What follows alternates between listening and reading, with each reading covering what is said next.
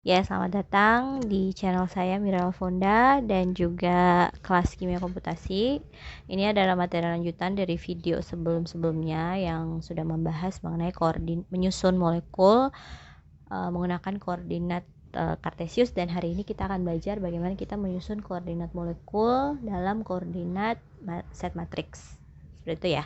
Tapi sebelum saya lanjut, mohon bantuannya untuk menekan tombol subscribe dan mendukung saya untuk bisa menghasilkan video-video yang lebih bermanfaat. Oke, jadi untuk koordinat set matrix kita harus menyusun, kembali lagi kita harus mengetahui struktur yang benarnya seperti apa. Kemudian setelah kita tahu gambarnya atau strukturnya seperti apa, kemudian kita menyusun set matriksnya. Nah, dalam set matriks itu ada terdiri dari beberapa kolom dan beberapa baris begitu ya.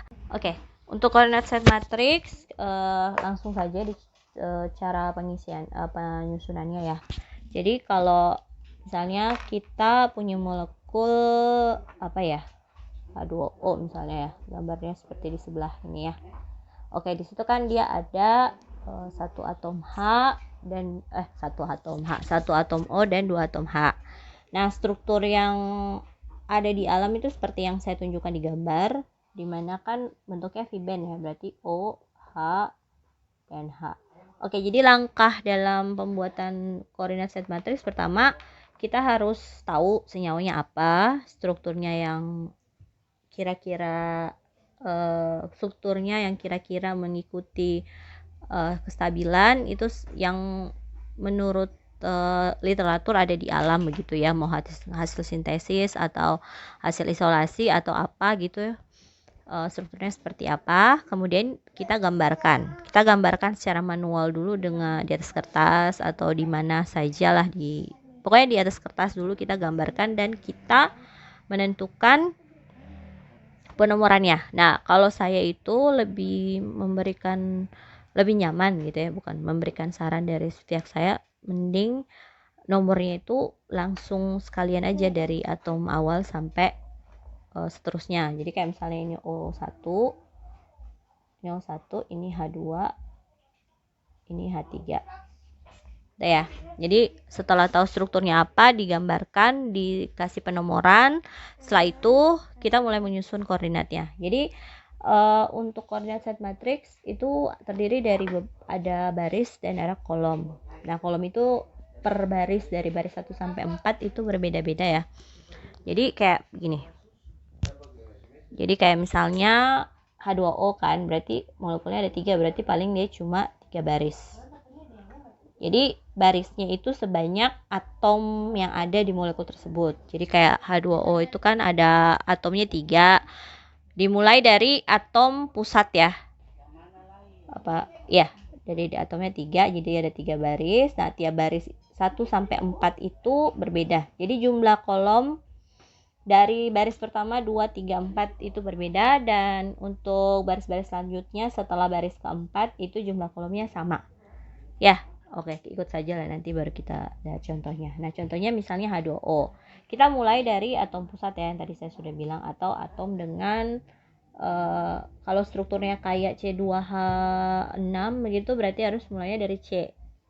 Dimulai dari atom pusat atau dari backbone-nya, atau ya dari backbone dari struktur itu, atau juga dari bisa penomoran sesuai yang kayak kita penamaan. Tapi kalau menurut saya sih lebih baik dari atom pusat dengan pertimbangan dia backbone, atau juga kalau misalnya mereka simetris begitu ya, mau mulai dari mana ya, berarti kalau simetris mulai dari yang bagian kiri, kan kita kan kalau orang Indonesia bacanya kan dari kiri, kalau kebiasaan kita, jadi mulai penomorannya juga bisa juga dimulai dari sisi kiri seperti itu. Oke, tanpa berlama-lama kita mulai dulu. Untuk yang H2O itu mulainya kan dari O ya, berarti saya definisikan molekul sebagai titik. Titik berarti O1. Titik saja, berarti kita cuma bilang yang pertama tuh si O1 doang gitu. Nah, kemudian saya mulai dengan yang nomor 2, yaitu H2 H2 itu berikatan langsung dengan apa? Dengan O1. Nah, berikatan langsung dengan O1. Oke, jadi H2 berikatan langsung dengan O1 itu membentuk ikatan ya. Jadi untuk kolom kedua itu si atom yang kita definisikan dia berikatan langsung dengan siapa dan besarnya berapa. Kalau panjang ikatan kan tadi kita sudah tahu bahwa di video sebelumnya panjang ikatan O dan H itu 0,9 ya. Jadi perbedaan antara baris 1 dan baris 2, di baris 1 si atomnya didefinisikan sebagai titik dengan jumlah barisnya cuma 1 ya. Nih 1 ya. Jumlah barisnya cuma 1, kemudian untuk yang baris kedua jumlah kolomnya 3, dimana kolom kedua itu adalah atom yang berikatan langsung dengan si atom yang kita definisikan. Mama. Ya. Oke, kemudian kolom ketiga di baris kedua itu adalah besaran panjang ikatan dari si atom yang kita definisikan dengan atom yang berikatan langsung dengan dia. Kemudian yang baris ketiga atom ketiga yang kita nomorkan yang ketiga lah gitu ya, bisa dibilang seperti itu. H3 itu berikatan langsung dengan siapa? O1 besarnya itu 0,9 ya. Kemudian dia membentuk garis kan dengan O1. Kemudian dia membentuk sudut dengan H2. Dia membentuk sudut sebesar 104,5. Jadi untuk ke baris kedua dan ketiga itu bedanya itu di jumlah kolom. Jadi kalau kolom yang pertama itu mohon maaf, baris pertama kolomnya cuma 1, baris kedua kolomnya 3, baris ketiga kolomnya 5, nanti baris keempat dan seterusnya itu kolomnya 7, seperti itu ya. Jadi yang didefinisikan yang pertama yaitu H3, kemudian berikatan langsung dengan apa, panjang ikatannya berapa, kemudian dia membentuk sudut dengan boleh dengan atom yang berikatan langsung dengan dia atau atom lain yang juga berikatan dengan misalnya si H3, tapi di sini kan tidak ada. Nantilah kalau ada contoh lain lah setelah ini. Oke, jadi set matriksnya sudah jadi, yaitu set matriksnya ini untuk H2O itu seperti ini. Jadi set matriksnya pure O1, H2, O1 0,9, H3, O1 0,9, H2 104,5. Oke, misalnya kita ngambil contoh untuk H2O2 seperti gambar yang saya tunjukkan di situ. H2O2 kan ada dua struktur, ada yang trans sama yang cis. Jadi kita mulai buat untuk yang si trans dulu deh. Si trans. Jadi strukturnya kan begitu ya. Oke, saya nomorin ya.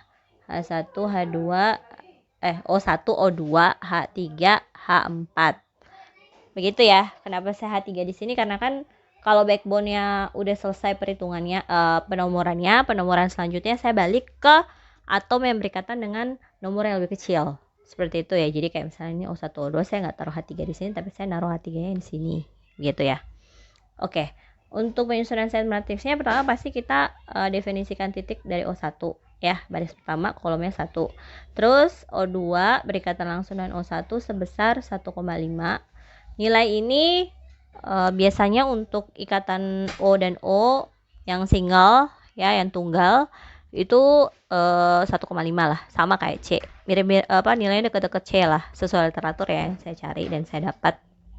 Kemudian atom yang ketiga kita definisikan H3 berikatan dengan O1. Dia tidak berikatan dengan O2 ya. Jadi kolom kedua itu selalu yang langsung berikatan dengan si atom yang mau kita definisikan kedudukannya itu ya. Seperti itu.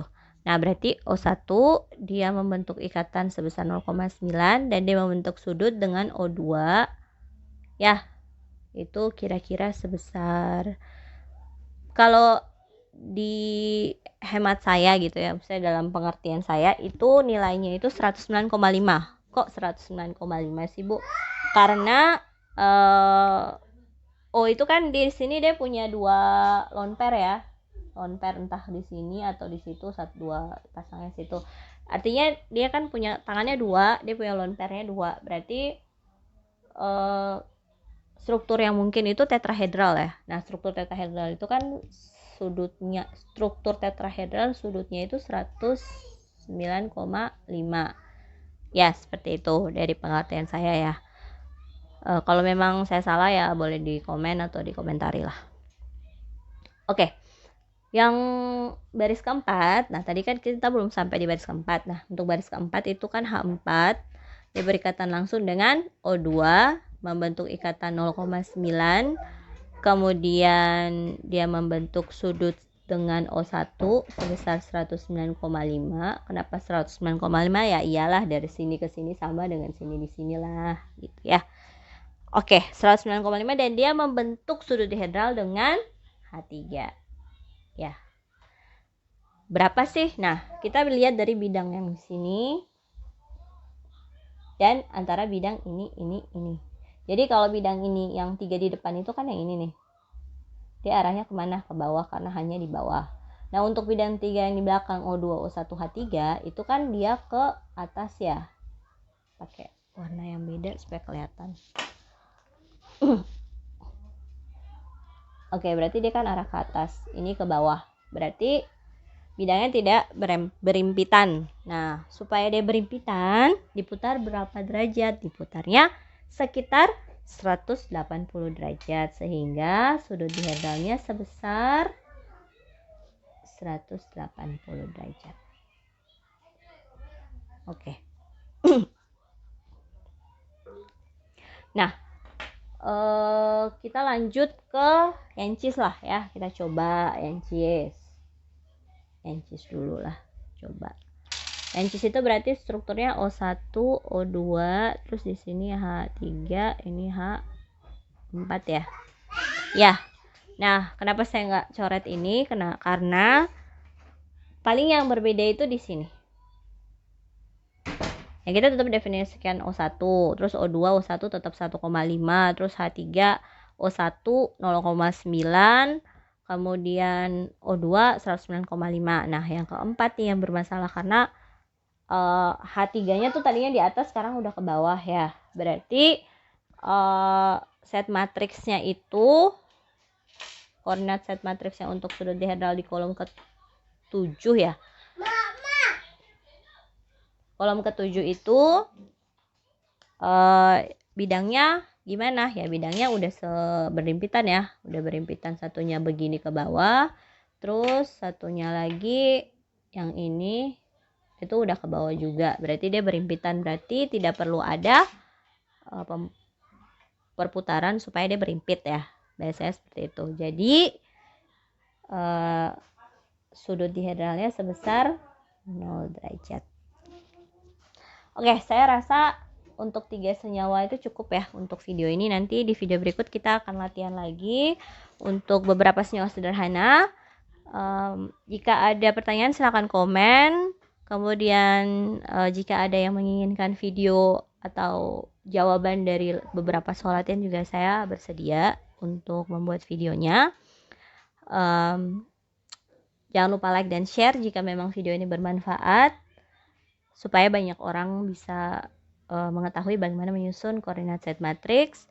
Dan terima kasih sudah menonton. Sampai ketemu di video selanjutnya.